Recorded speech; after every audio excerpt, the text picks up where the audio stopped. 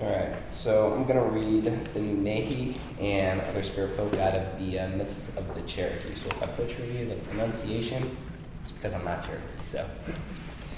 Alright, the Nunehi, or Immortals, the people who live anywhere, were a race of spirit people who lived in the highlands of the old Cherokee country and had a great many townhouses, especially in the Bald Mountains, the high peaks on which no timber ever grows. They had large townhouses in Pilot Knob and under the old Niquosi Mound in North Carolina, and another under Blood Mountain at the head of Notley River in Georgia. They were invisible excepting when they wanted to be seen.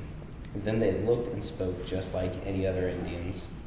They were very fond of music and dancing, and hunters in the mountains would often hear the dance songs and the drum beating in some invisible townhouse. But when they went toward the sound, it would shift about and they would hear it behind them or away in some other direction, so that they could never find the place where the dance was. They were friendly people too, and often brought lost wanderers to their townhouses under the mountains and cared for them there until they were rested and then guided them back to their homes. More than once also, when the Cherokee were hard-pressed by the enemy, the Nunehi warriors have come out as they did at Old Niquosi and have saved them from defeat.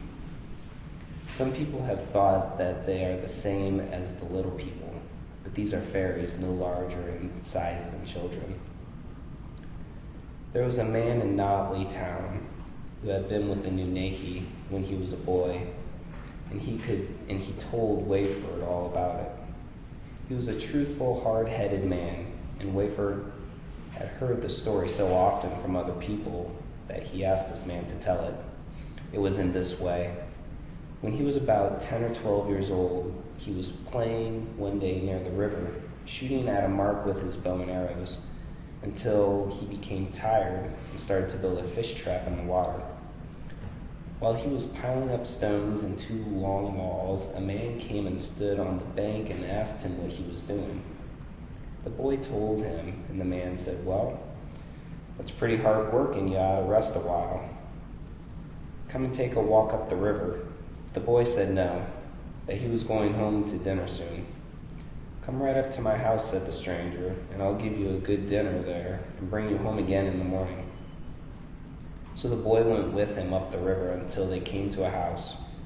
When they went in, the man's wife and the other people there were very glad to see him and gave him a fine dinner and were very kind to him. While they were eating, a man that the boy knew very well came in and spoke to him, so that he felt quite at home.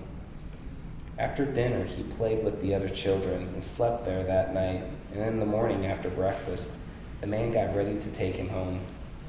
They went down a path that had a cornfield on one side and a peach orchard fenced in on the other, until they came to another trail, and the man said, "Go along this trail across that ridge, and you will come to the river road that will bring you straight to your home.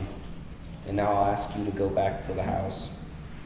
So the man went back to the house, and the boy went along the trail. But when he had gone a little way, he looked back, and there was no cornfield or orchard or fence or house, nothing but trees on the mountainside.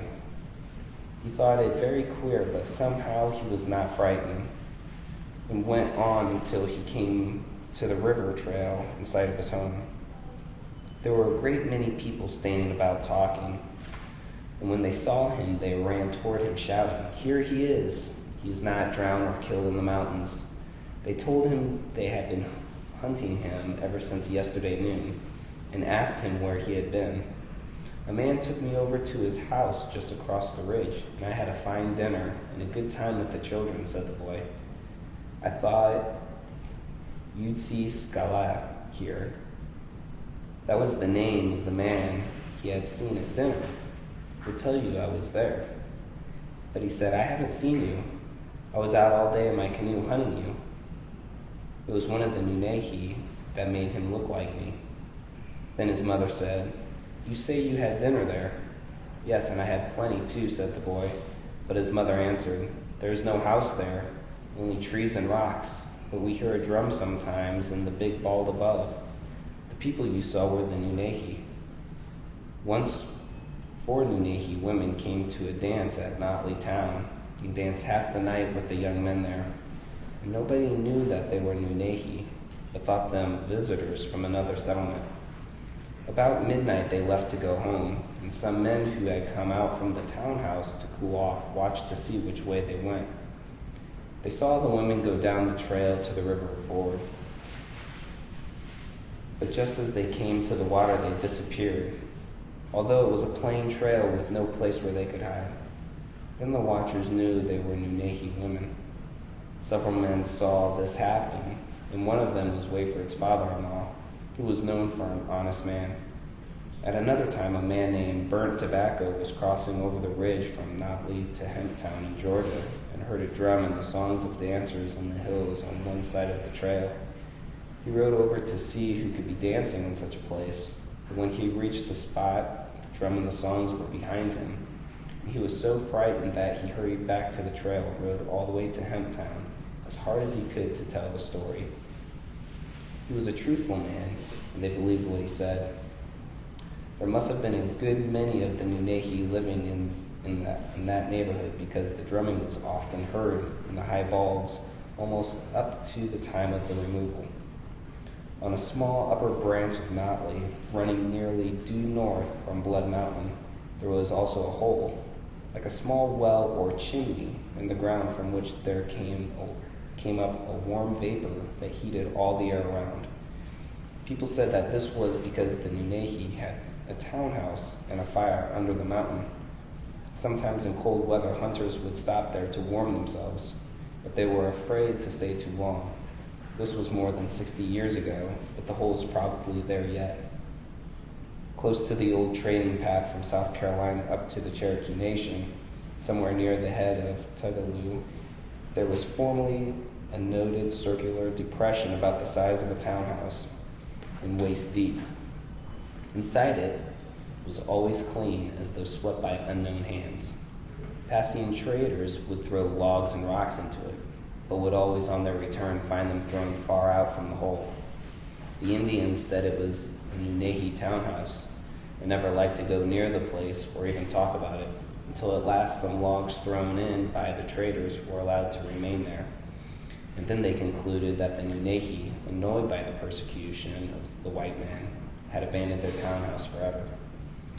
There is also a race of spirits called the Little People, who live in rock caves on the mountainside.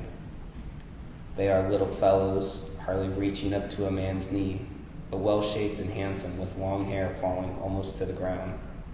They are great wonder workers and are very fond of music, spending half their time drumming and dancing. They are helpful and kind-hearted, and often when people have been lost in the mountains, especially children who have strayed away from their parents, the Little People have found them and taken care of them and brought them back to their homes. Sometimes their drum is heard in lonely places in the mountains, but it is not safe to follow it, because the Little People do not like to be disturbed at home, and they throw a spell over the stranger so that he is bewildered and loses his way. And even if he does at last get back to the settlement, he is like one dazed ever after. Sometimes also they come near a house at night, and the people inside hear them talking. But they must not go out, and in the morning they find the corn gathered or the field cleared, as if a whole force of men have been at work. If anyone should go out to watch, he would die. When a hunter finds anything in the woods, such as a knife or a trinket, he must say, "Little People, I want to take this because it may belong to them." And if he does not ask their permission, they will throw stones at him as he goes home. Once a hunter in winter found tracks in the snow like the tracks of little children. He wondered how they could have come there, and followed them until they led him to a cave, which was full of little people, young and old, men, women, and children. They brought him in and were kind to him, and he was with them for some time. But when he left, they warned him that he must not tell, or he would die.